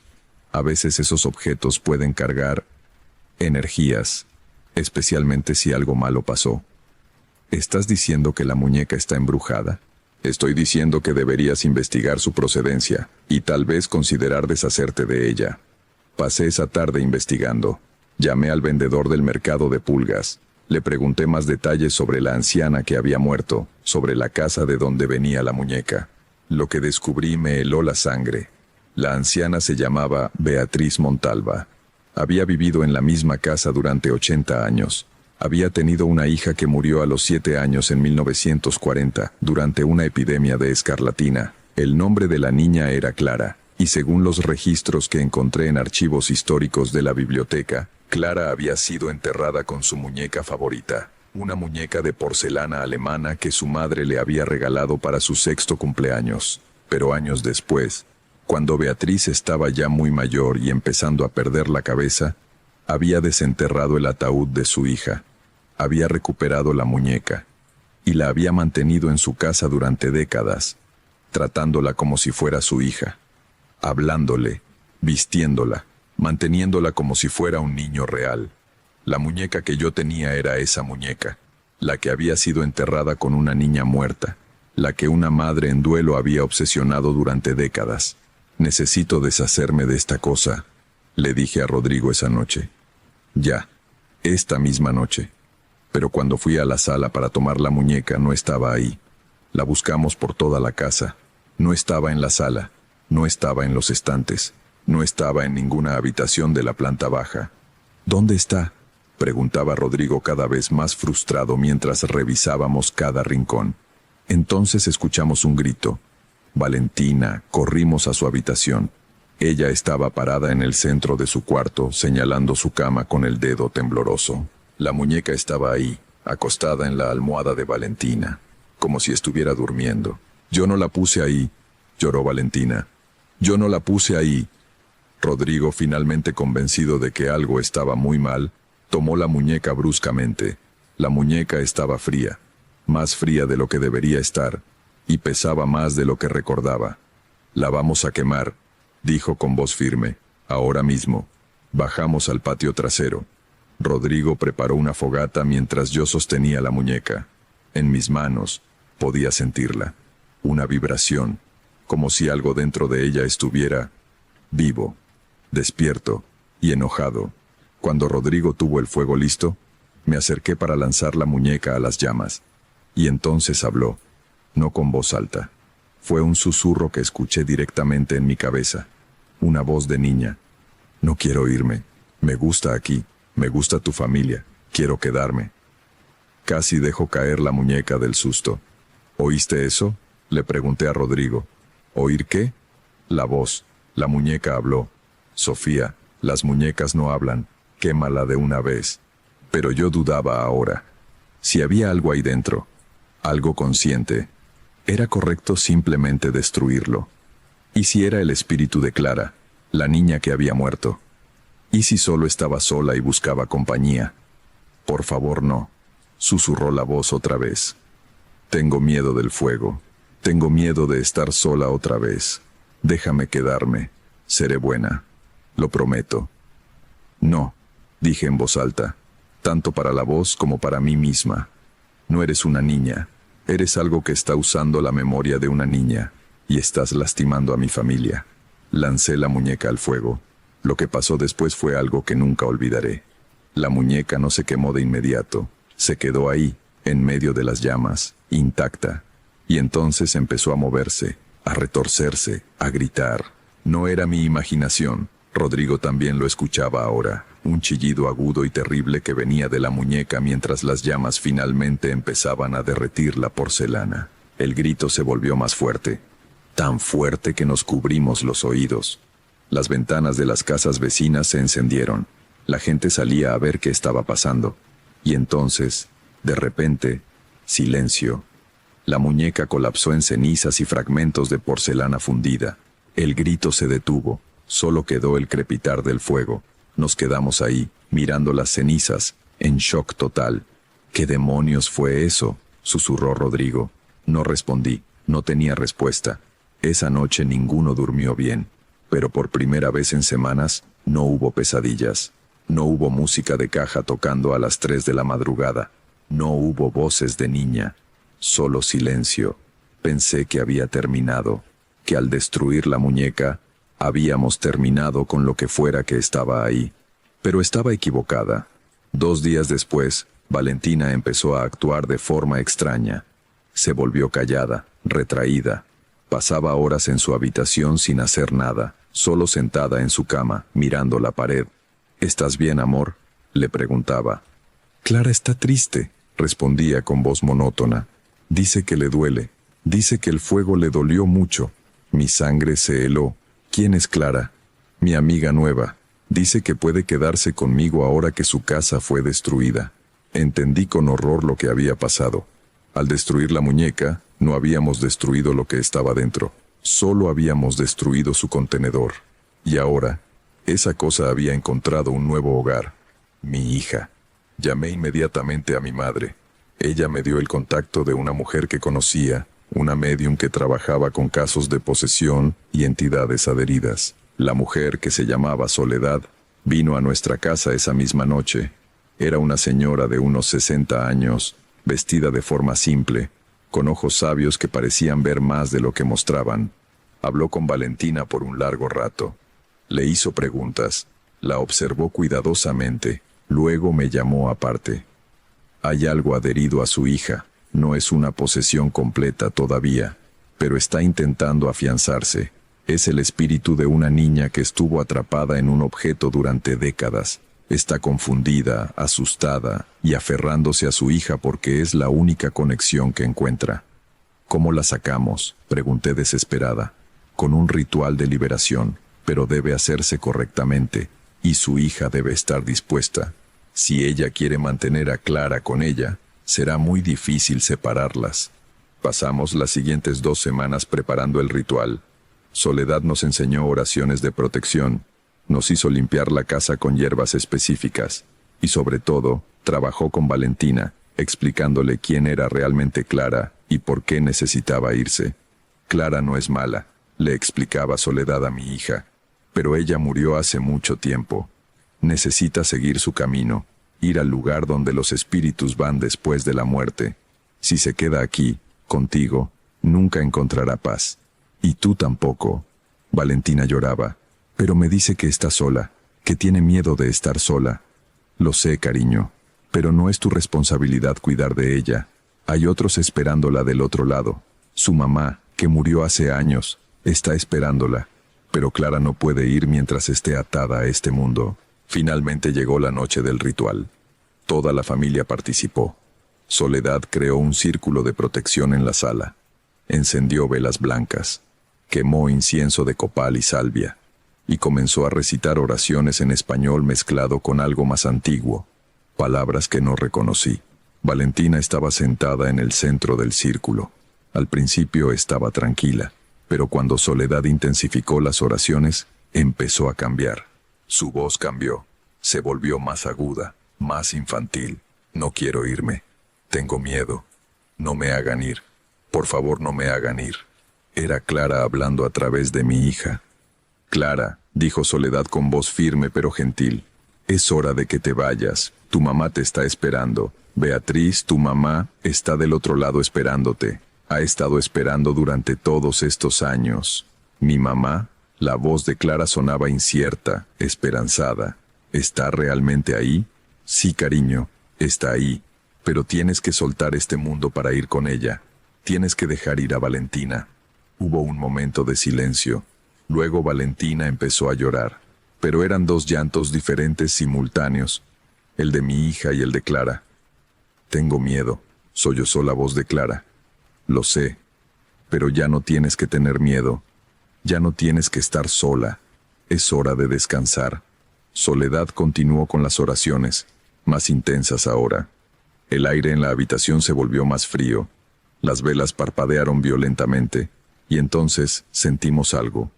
Una presencia saliendo de Valentina, desprendiéndose. Por un momento, justo un momento la vi. Una niña pequeña, translúcida, parada junto a mi hija. Tenía el cabello rubio rizado, vestía un camisón blanco, y me miraba con ojos tristes pero agradecidos. Gracias, susurró. Su voz resonó en el aire como un eco. Gracias por ayudarme a encontrar el camino. Y entonces desapareció, como humo dispersándose. Las velas dejaron de parpadear. El aire se calentó otra vez. Valentina colapsó en mis brazos, exhausta pero claramente ella misma otra vez. Ya no había esa mirada extraña en sus ojos, ya no había esa voz diferente. Se fue, dijo Soledad limpiándose el sudor de la frente. Clara cruzó. Finalmente está con su madre. Ya no sufrirá más. Lloramos todos esa noche, de alivio, de agotamiento emocional, de gratitud de que hubiera terminado. Los días siguientes fueron de recuperación. Valentina poco a poco volvió a ser la niña alegre que había sido. Las pesadillas cesaron completamente. La casa se sintió más liviana, más cálida. Pero yo había aprendido mi lección. Dejé de coleccionar objetos personales antiguos. Nada más de juguetes, nada de ropa, nada de cosas que hubieran pertenecido íntimamente a personas. Me limité a muebles y objetos decorativos sin historia emocional fuerte. Y cada vez que veo una muñeca antigua en un mercado de pulgas, me alejo, porque ahora sé que algunos objetos pueden cargar más que solo recuerdos.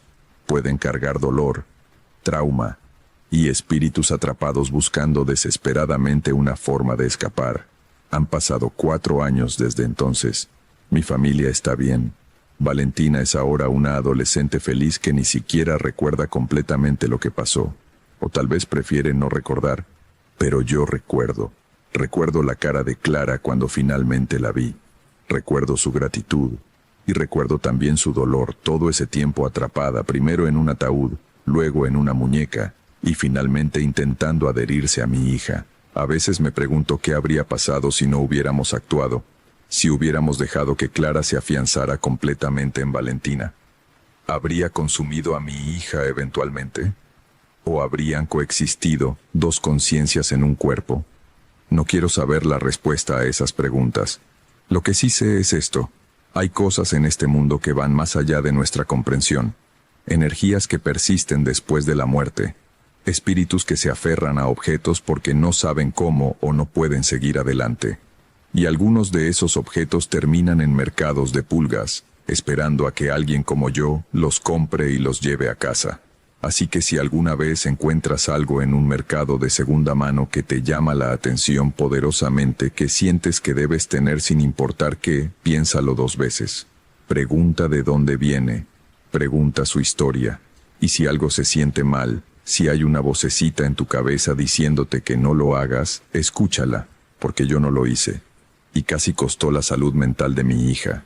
Casi le costó mucho más que eso. La curiosidad y el amor por las antigüedades no valen ese precio. Nada lo vale. Así concluye la historia que Sofía me compartió. Me dijo que desde entonces ha sido mucho más selectiva con lo que colecciona, que aprendió a confiar en sus instintos cuando algo se siente mal. Su familia se recuperó completamente y Valentina está bien, aunque Sofía prefiere no hablar mucho del tema con ella. Si alguna vez has comprado algo en un mercado de segunda mano que trajo consecuencias inesperadas, o si tienes historias sobre objetos que parecían tener vida propia, déjalo en los comentarios.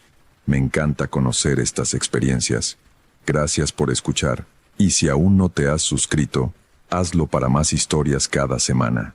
Cuídate, y piensa 2 veces antes de llevar a casa objetos con demasiada historia. Nos vemos en la próxima.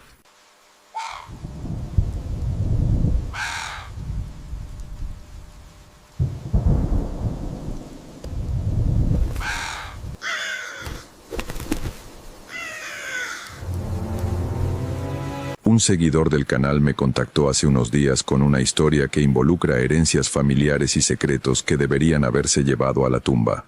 Lo llamaré Tomás para proteger su identidad. Si alguna vez has heredado algo de un familiar fallecido y has sentido que ese objeto traía consigo algo más que recuerdos, déjame saberlo en los comentarios. Me fascina cómo ciertos objetos pueden cargar con historias oscuras. Lo que Tomás heredó de su abuelo no fue solo una casa en el campo. Fue una maldición que llevaba 3 generaciones esperando por él. Y cuando finalmente la descubrió, ya era demasiado tarde para devolver lo que había aceptado. Mi nombre es Tomás, y necesito contar esto antes de que sea demasiado tarde. Antes de que lo que le pasó a mi abuelo, a mi padre, y ahora a mí, continúe con la siguiente generación. Alguien tiene que romper este ciclo. Y si no puedo ser yo, al menos que mi historia sirva de advertencia. Todo comenzó cuando mi abuelo murió en enero de 2023. Tenía 87 años y vivía solo en una casa vieja en el campo, a 2 horas de la ciudad. Yo lo visitaba ocasionalmente, pero no éramos muy cercanos. Era un hombre reservado, a veces hosco, que prefería la soledad a la compañía de la familia. Mi padre había muerto 5 años antes en un accidente de auto, así que yo era el único heredero directo. El abogado me llamó una semana después del funeral para leer el testamento. Era simple. Todo me pertenecía ahora. La casa, el terreno y las posesiones de mi abuelo. Había una condición extraña, una cláusula específica en el testamento que decía: el heredero debe vivir en la propiedad por lo menos 30 días consecutivos antes de poder venderla o transferirla. Si no cumple esta condición, la propiedad pasa al siguiente heredero elegible o al Estado. Le pregunté al abogado sobre esto. Se encogió de hombros. Tu abuelo fue muy específico. Dijo que era tradición familiar, que cada heredero debía conocer la propiedad íntimamente antes de decidir qué hacer con ella. Me pareció extraño, pero no imposible. Yo trabajaba de forma remota como programador. Podía trabajar desde cualquier lugar con internet. 30 días en el campo sonaba casi como unas vacaciones. Me mudé a la casa una semana después. Era una construcción de principios del siglo pasado, de 2 pisos, con paredes gruesas de adobe y techos de vigas de madera. Estaba rodeada de árboles y el vecino más cercano vivía a 3 kilómetros. El silencio era absoluto excepto por los sonidos del bosque. Los primeros días fueron tranquilos. Limpié la casa, organicé las cosas de mi abuelo, instalé mi equipo de trabajo. La casa tenía electricidad y agua corriente, pero era vieja y crujía constantemente, especialmente de noche. Pero eso era normal en casas antiguas. El 5.º día encontré la puerta. Estaba en el sótano. Había bajado a revisar el sistema eléctrico porque las luces del 2.º piso parpadeaban. El sótano era amplio, con piso de tierra y paredes de piedra. Había cajas viejas, herramientas oxidadas, muebles cubiertos con sábanas. Y al fondo, medio oculta detrás de unas estanterías, había una puerta de madera con un candado grande y pesado. Me acerqué con curiosidad. El candado era viejo pero sólido. Busqué las llaves en las cosas de mi abuelo. Las encontré en un cajón de su escritorio, en un sobre que decía: no abrir. Nunca. Por supuesto lo abrí. Había solo una llave dentro. Antigua, de hierro negro, pesada. Bajé al sótano con ella esa misma noche. El candado se abrió con facilidad a pesar de su edad. La puerta crujió al abrirse, revelando una habitación pequeña. Las paredes estaban cubiertas con estanterías llenas de frascos. Cientos de frascos de vidrio de diferentes tamaños. Y cada frasco contenía algo diferente. Algunos tenían líquidos oscuros. Otros contenían lo que parecían ser hierbas secas. Algunos tenían objetos que no pude identificar, piedras con marcas extrañas, trozos de metal retorcido, fragmentos de hueso, y todos los frascos estaban etiquetados, pero las etiquetas no tenían nombres de hierbas o ingredientes, tenían nombres de personas. María Sánchez, 1967, Roberto Campos, 1982, Elena Vargas, 1995, Daniel Ruiz, 2008, docenas de nombres, docenas de fechas. Algunos frascos tenían etiquetas amarillentas y viejas, otros eran más recientes. En el centro de la habitación había una mesa, y sobre la mesa había un libro, un grimorio viejo con tapas de cuero negro y páginas amarillentas por el tiempo. Lo abrí con manos temblorosas. Estaba escrito en español antiguo, difícil de leer, pero pude entender lo suficiente. Era un libro de brujería, de magia oscura, hechizos, rituales, instrucciones para hacer pociones y maldiciones. Y había anotaciones en los márgenes. La letra de mi abuelo, fechas, observaciones, resultados de hechizos que había realizado. Sentí náuseas. Mi abuelo había practicado brujería durante décadas, y todos esos frascos eran componentes de sus hechizos, cada uno vinculado a una persona específica. Cerré el libro y salí de esa habitación. Cerré la puerta y puse el candado de nuevo. Subí las escaleras casi corriendo. Necesitaba aire fresco. Necesitaba procesar lo que había visto. Esa noche no pude dormir. Seguía pensando en esos frascos, en esos nombres. ¿Qué les había hecho mi abuelo a esas personas? ¿Eran víctimas? ¿O eran clientes que le habían pedido ayuda? A la mañana siguiente, busqué en internet algunos de los nombres que recordaba. María Sánchez había muerto en 1967 en un accidente doméstico. Roberto Campos había desaparecido en 1982. Nunca fue encontrado. Elena Vargas había tenido un colapso mental en 1995 y pasó el resto de su vida en una institución. Todos los nombres que busqué terminaban en tragedia. Muerte, desaparición, locura, ruina. Mi abuelo no solo había practicado brujería, había maldecido gente durante décadas y había guardado componentes de cada maldición en esos frascos. Debería haber llamado a las autoridades, o al menos haber destruido todo, pero algo me detuvo. Curiosidad morbosa, quizás, o algo más oscuro. Esa noche volví al sótano. Leí el grimorio más cuidadosamente. Las instrucciones eran detalladas. Cómo conseguir objetos personales de las víctimas, cómo preparar pociones, cómo realizar rituales bajo la luna llena, y lo más importante, cómo la magia oscura tenía un precio. Cada maldición lanzada regresa triplicada, decía una anotación de mi abuelo, pero puede ser transferida, puede ser absorbida por objetos, por lugares, por descendientes. Mi sangre se heló. Descendientes. Seguí leyendo. Mi abuelo había descubierto una forma de evitar el precio de sus maldiciones. Las ataba a su linaje, a su sangre.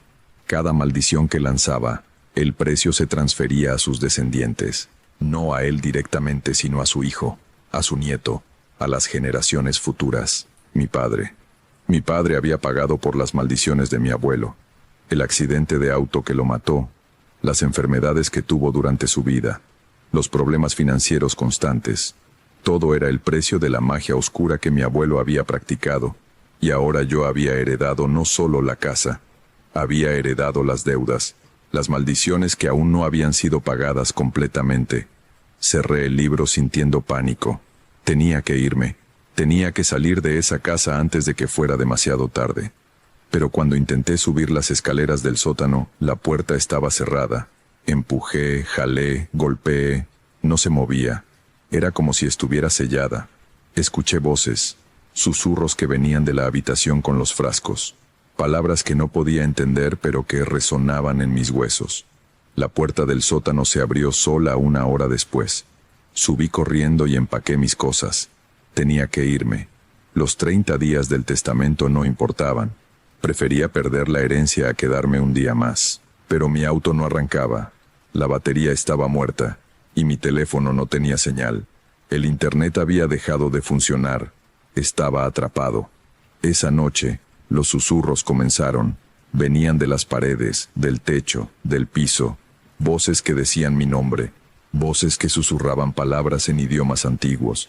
voces que reían, y empecé a ver cosas, sombras que se movían en las esquinas de mi visión, figuras oscuras que desaparecían cuando giraba para mirarlas directamente, rostros en las ventanas que no deberían estar ahí.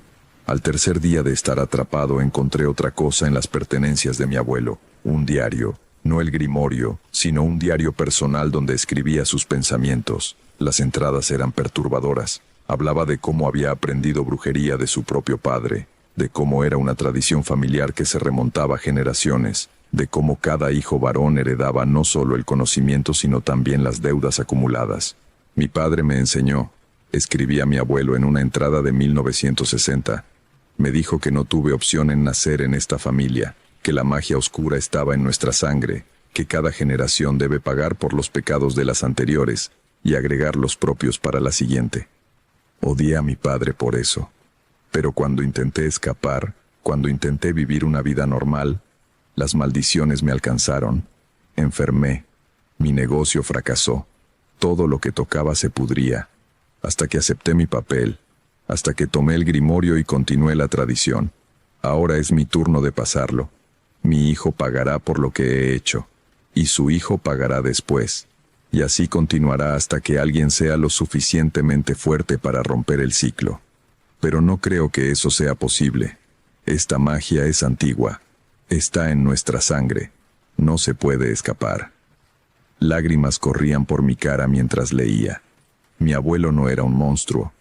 Era una víctima también, atrapado en un ciclo que su propio padre le había impuesto. Y ahora yo era parte de ese ciclo.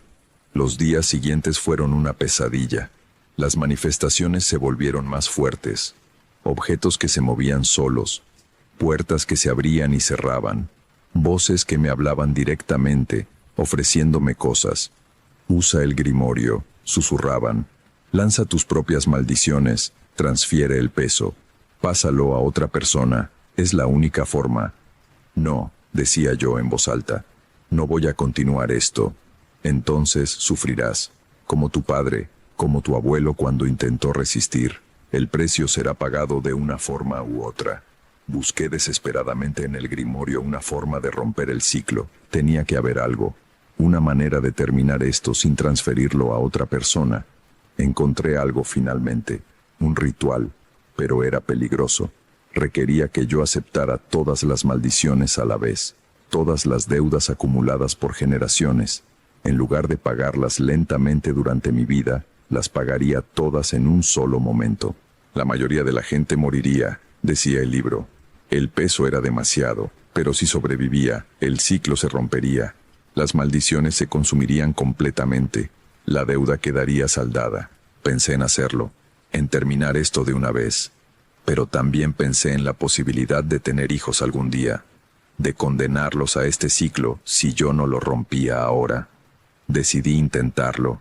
El ritual requería que bajara a la habitación del sótano, que abriera todos los frascos, que liberara todo lo que mi abuelo había contenido durante décadas y que me parara en el centro mientras todo eso me consumía. Bajé al sótano a medianoche del día 28. Solo me quedaban 2 días para cumplir los 30 del testamento. 2 días antes de poder irme legalmente. Pero sabía que si esperaba, sería demasiado tarde. El ciclo me atraparía completamente. Abrí la puerta de la habitación. Los frascos brillaban débilmente en la oscuridad. Podía sentir la energía emanando de ellos.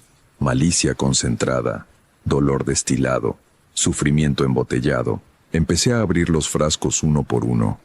Con cada uno que abría sentía algo, como si arañas invisibles caminaran sobre mi piel, como si el aire se volviera más pesado, más difícil de respirar. Cuando abrí el último frasco, todo se desató. El dolor fue instantáneo y absoluto, como si cada terminación nerviosa de mi cuerpo se incendiara a la vez. Caí al suelo gritando. Podía ver cosas, visiones de todas las personas que mi abuelo había maldecido, sus rostros contorsionados en agonía, sus voces gritando, y sentí sus dolores, todos a la vez. La mujer que murió quemada, el hombre que se ahogó lentamente, la niña que enloqueció hasta no reconocer a su propia familia. Cada sufrimiento, cada muerte, cada momento de terror, las sentí todas. No sé cuánto tiempo estuve en el suelo del sótano. Horas, quizás, o días. El tiempo perdió significado. Solo existía el dolor y las visiones y el peso aplastante de décadas de maldiciones cayendo sobre mí. Pero eventualmente terminó. El dolor se desvaneció gradualmente. Las voces se callaron. Las visiones se desvanecieron. Me quedé acostado en el suelo del sótano, jadeando, empapado en sudor, pero vivo. Los frascos estaban vacíos. El aire en la habitación se sentía más ligero, como si algo que había estado presionando contra la realidad finalmente se hubiera liberado. Me arrastré escaleras arriba. Mi cuerpo dolía, pero era dolor físico normal. Ya no sentía ese peso invisible, esa presencia oscura que había estado conmigo desde que heredé la casa. Dormí durante 2 días completos. Cuando desperté, la casa se sentía diferente. Solo una casa. Vieja, sí. Llena de historia, sí. Pero ya no maldita. Destruí el grimorio. Lo quemé en el jardín junto con todas las pertenencias de brujería que encontré. Sellé la habitación del sótano con concreto. Y cuando cumplí los 30 días del testamento, vendí la propiedad. Eso fue hace 8 meses. Desde entonces he estado recuperándome. Físicamente estoy bien, pero mental y emocionalmente todavía proceso lo que viví, lo que mi familia vivió durante generaciones. A veces me pregunto si realmente rompí el ciclo, si las maldiciones están verdaderamente terminadas o si solo están dormidas, esperando. Me pregunto si hice lo correcto al aceptar todo ese dolor de una vez en lugar de dejarlo fluir lentamente durante mi vida. Pero sé una cosa con certeza: no tuve hijos. Y no los tendré, porque aunque creo que rompí el ciclo, no puedo estar completamente seguro, y no voy a arriesgar condenar a otra generación a lo que yo viví. La herencia de mi abuelo no fue dinero o propiedad, fue sufrimiento, fue deudas kármicas acumuladas durante generaciones, fue la carga de magia oscura practicada por personas desesperadas que pensaron que podían evitar el precio, pero el precio siempre se paga, de una forma u otra. Inmediatamente o después, por ti o por tus descendientes. La magia oscura no perdona, no olvida y no hace excepciones. Si alguien les ofrece poder, si alguien les promete que pueden cambiar su destino con hechizos y rituales, si alguien les dice que la magia negra es solo una herramienta neutral, no les crean, porque vi lo que hace, vi las víctimas, vi los costos, vi cómo corrompe no solo a quien la practica sino a generaciones enteras. Mi abuelo probablemente empezó con buenas intenciones. Quizás su padre también. Quizás todos en mi línea familiar que practicaron esta magia pensaron que estaban ayudando, que podían controlarla, que podían evitar las consecuencias. Pero nadie puede. El precio siempre se cobra, y cuanto más intentas evitarlo, más alto se vuelve. Visito la tumba de mi padre a veces. Le pido perdón por no haber sabido, por no haber podido romper el ciclo antes, por todo el sufrimiento que tuvo que soportar pagando por pecados que no cometió. Y visito la tumba de mi abuelo también, no con odio, con lástima, porque él también fue víctima, atrapado por su propio padre en un ciclo que probablemente quiso romper pero no supo cómo. La casa donde viví esos 30 días fue comprada por una familia joven. A veces me pregunto si deberían haber advertido algo en la escritura de venta, pero la casa está limpia ahora, el sótano está sellado, el grimorio está destruido, los frascos están vacíos. Lo que sea que vivía ahí se consumió cuando acepté todas las maldiciones, cuando pagué la deuda completa, o eso espero, porque si me equivoco, si algo quedó atrás, si el ciclo continúa de alguna forma que no entiendo, entonces que Dios ayude a quien sea que lo herede después. Esa fue la historia de Tomás. Me dijo que ahora vive una vida tranquila, que ha buscado ayuda profesional para procesar todo lo que vivió, y que cada día que pasa sin manifestaciones extrañas lo hace creer un poco más que realmente rompió el ciclo. Si alguna vez has heredado algo que trajo consigo más de lo que esperabas, o si en tu familia hay historias sobre prácticas que nadie quiere discutir abiertamente, compártelo en los comentarios. A veces los secretos familiares más oscuros son aquellos que se pasan de generación en generación sin que nadie cuestione su origen. Cuídate y recuerda que no todas las herencias son bendiciones. Algunas cargan con deudas que nunca pedimos pagar, Nos vemos en la próxima historia.